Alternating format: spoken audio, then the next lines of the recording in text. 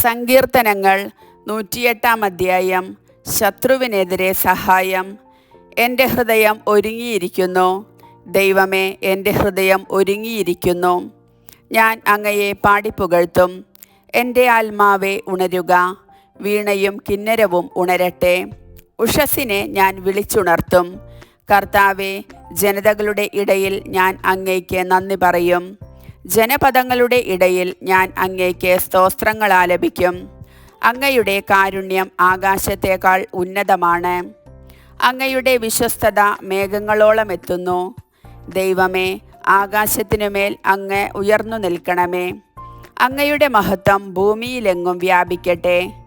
അങ്ങ് സ്നേഹിക്കുന്നവർ മോചിതരാകട്ടെ. വലത്തുകൈ നീട്ടി എന്നെ സഹായിക്കുകയും എനിക്ക് ഉത്തരമരുളുകയും ചെയ്യണമേ.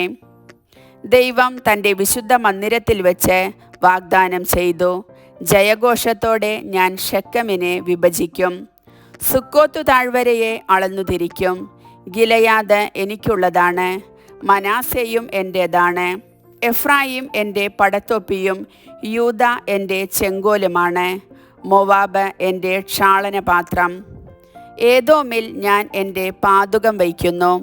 ഫിലിസ്ത്യദേശത്ത് ഞാൻ ജയഭേരി മുഴക്കും. സുരക്ഷിത നഗരത്തിലേക്ക് ആരെന്നെ നയിക്കും?